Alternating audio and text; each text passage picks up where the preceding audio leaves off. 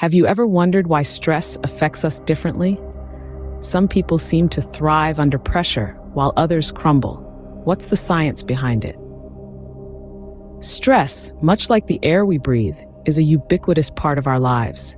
It's that familiar pressure that nudges us when we're running late for work, or the anxiety that gnaws at us when we're preparing for a big presentation. But have you noticed how different individuals respond to the same stressful situation in distinct ways? Take a moment to imagine this. One person may breezily navigate through a hectic day, while another might feel overwhelmed by the smallest hiccup. This variance is not a mere coincidence. There's an intricate science that unravels this mystery, the biopsychosocial model of stress.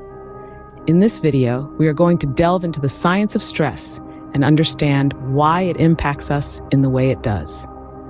Let's embark on this enlightening journey together. To understand stress, we need to look at it from the biopsychosocial perspective. This approach allows us to examine stress from multiple angles, providing a more holistic view. The biopsychosocial model of stress emphasizes three key components: biological, psychological, and social factors. When we talk about the biological component, we're referring to how our bodies physically respond to stress. This includes the release of hormones like adrenaline and cortisol, increased heart rate, and changes in our immune system.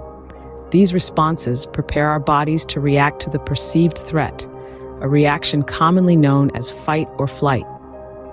Next, we have the psychological aspect. This involves how we perceive and interpret the stressors in our lives. For instance, one person might see a public speaking opportunity as exhilarating, while another might perceive it as nerve-wracking. Our thoughts, emotions, and attitudes significantly influence how we experience stress.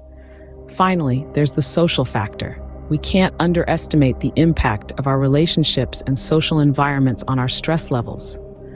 Supportive relationships can act as buffers against stress, whereas conflict and isolation can exacerbate it. Furthermore, societal pressures and expectations can also serve as significant stressors. Now here's where it gets fascinating. These three components don't exist in isolation. They interact and influence one another, creating a dynamic, complex system. For instance, if we're feeling anxious about a work presentation, psychological, our body might respond by increasing our heart rate, biological. If we then receive encouragement from a colleague, social, our anxiety might decrease and our heart rate might slow down. As you can see, stress isn't just about what's happening in your body. It's a complex interplay of your environment, your mind, and your physical reactions. Understanding this interplay can empower us to manage stress more effectively and lead healthier, happier lives. So, the next time you're feeling stressed, remember the biopsychosocial model and consider all the factors at play.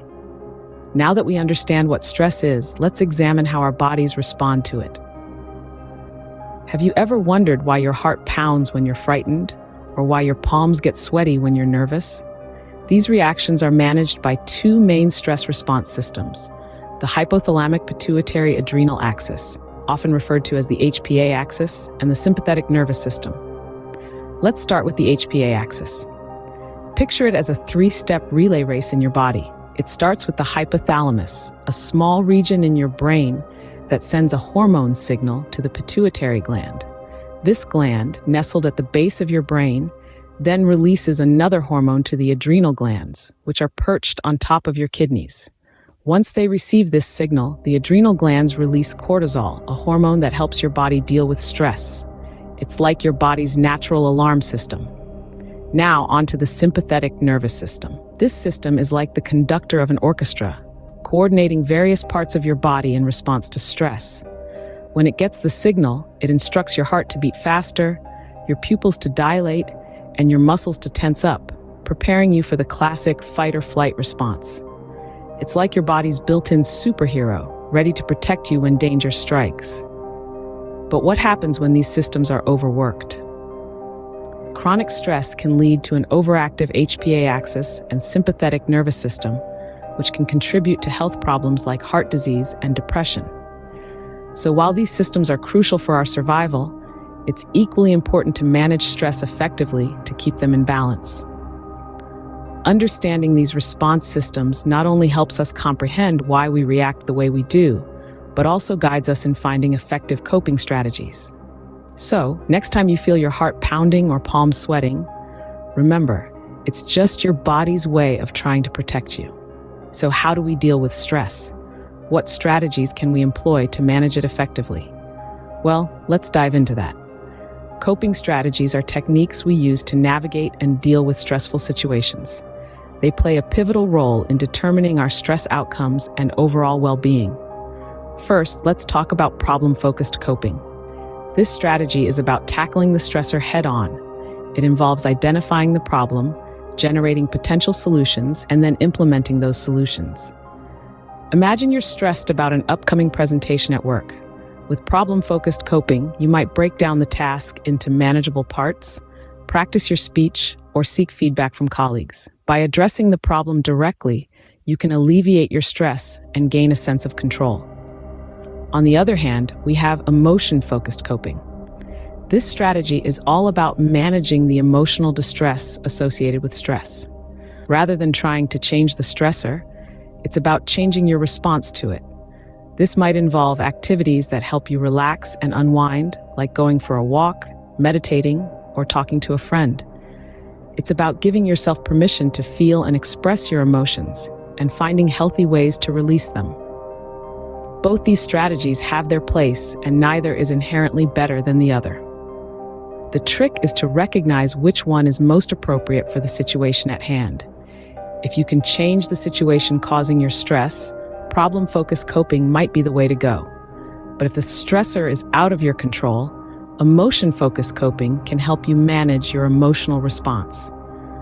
Coping strategies are not one size fits all. What works for one person might not work for another. It's important to explore different strategies and find what works best for you. You might even find that a combination of strategies is the most effective. Remember, coping strategies are tools at your disposal.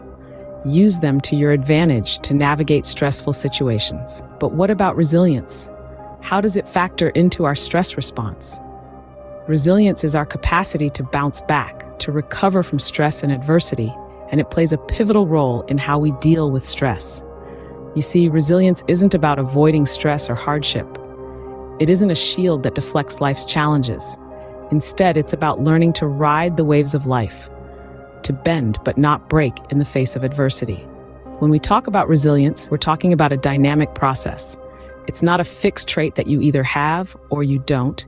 It's something that can be nurtured and developed. And the good news is everyone has the capacity for resilience. It's like a muscle that strengthens with exercise. And in this case, that exercise is the experience of stress and adversity. So how can we build resilience? There are several ways. Firstly, maintaining a positive outlook is crucial. This doesn't mean ignoring the negative aspects of life, but rather acknowledging them and choosing to focus on the positives. Secondly, fostering strong, supportive relationships can bolster our resilience. When we feel connected to others, we're more likely to bounce back from stress. Thirdly, self-care is fundamental. This includes eating well, exercising regularly, and ensuring we get enough sleep. Resilience also involves developing a sense of purpose and meaning in life. When we understand why we're doing what we're doing and believe in its value, it's easier to weather the storm. And finally, embracing change as a natural part of life can help us to be more adaptable and resilient. Stress is an inevitable part of life, but with understanding and the right strategies, we can not only manage it, but also use it as a catalyst for growth and resilience. Remember, it's not the stress itself, but how you respond to it that truly matters. Subscribe and don't forget to take care of yourselves. Goodbye.